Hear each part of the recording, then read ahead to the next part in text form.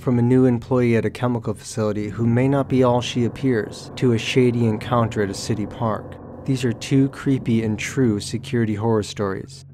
To help me with today's video, I'm joined by Bad Vibe Storytelling. I'll link his channel in the video description below. I'm Fearcrawler.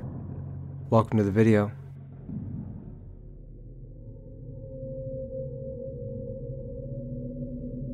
I was working weekend security at a chemical plant on a skeleton crew. Most of the production was shut down and the quality lab itself only had one worker inside for the entire 12-hour shift. This sort of thing tended to make me nervous because I never considered working alone there to be safe.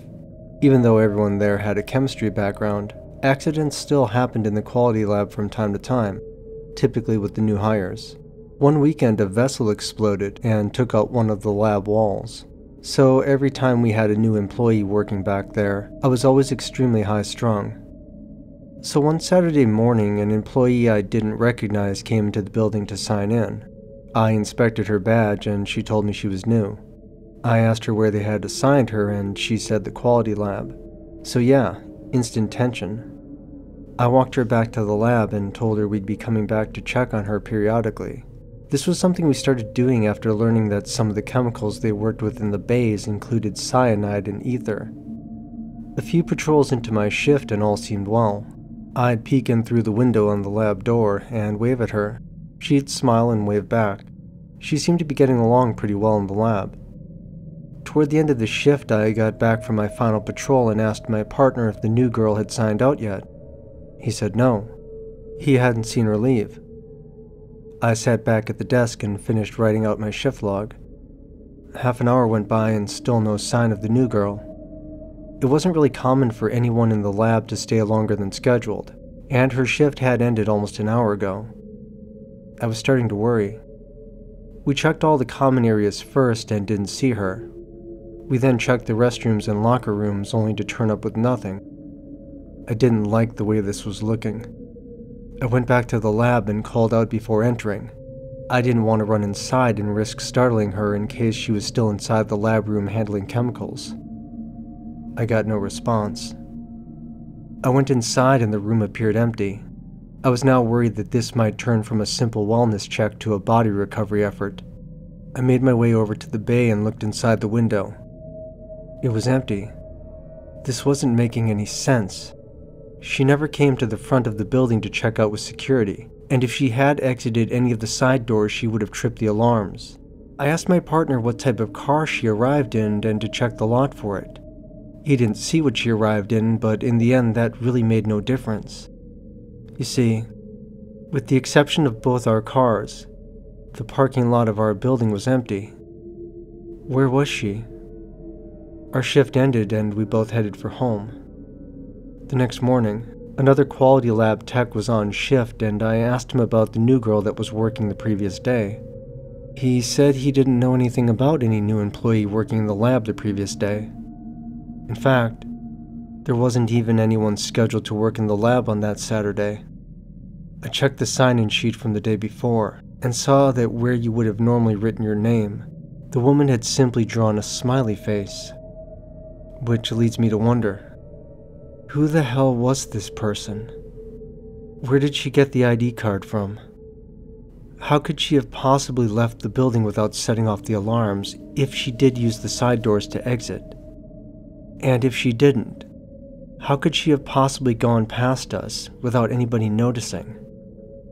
How did she get on site if we couldn't find a car in the parking lot? Was this just some strange person like a former employee that managed to sneak onto the property? And if so, what was she doing inside the lab while we were on patrol? And if this wasn't a person, then what exactly was it?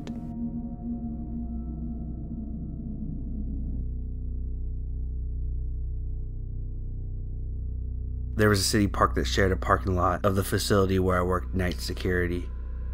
Even though nothing happening in that area was technically my concern since it was city property, I was still expected to inform anyone inside the park after hours that they needed to leave. The city was having problems with vandalism and drug dealers in the park, and typically anyone hanging out there after 11 at night was up to no good. I wasn't really afraid that anything would happen to me since the police were only a few minutes away, and I kept regular contact with them.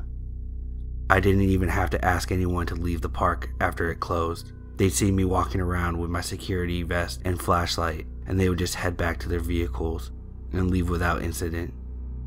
This sort of thing could have almost made me complacent if it hadn't been for something that happened one summer night while making my rounds. I had just finished my second patrol and was about to head back inside when I heard voices coming from the park. The area isn't very well lit, so from where I'm standing, I couldn't see anyone as I approached the park. The voices grew louder, and I could also hear the distinct sound of the skateboard wheels on the cement. I walked a bit faster towards the park and could just barely make out the silhouettes of two males on skateboards inside the park shelter. I called out to them, shouting that the park was closed and they needed to leave. I could tell they heard me, but they chose to ignore me.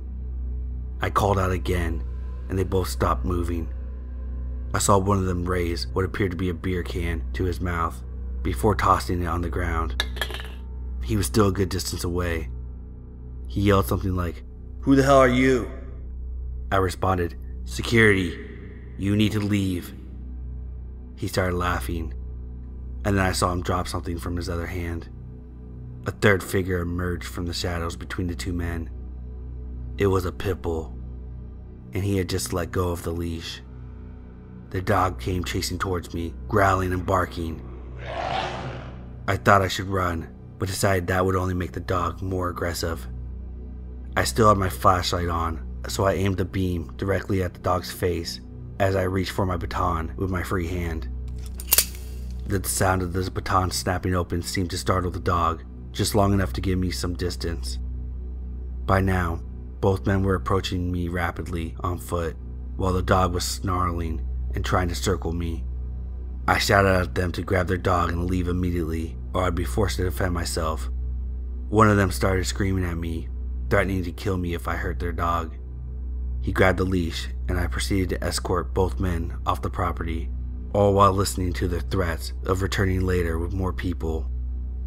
I made them both walk a few paces ahead of me, and I had them carry their boards. I didn't want to risk them having a free hand pull out a weapon from their pockets, just in case. I waited at the park entrance until they were completely out of sight before walking towards the public restrooms, unlocking the door and throwing up in the sink from an adrenaline overload.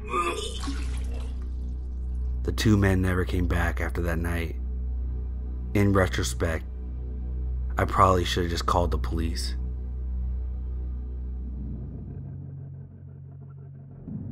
That's all for today's video. I do hope you enjoyed this one. Any feedback you leave on this video is greatly appreciated, whether positive or negative. Thank you for watching. Until next time, stay scared.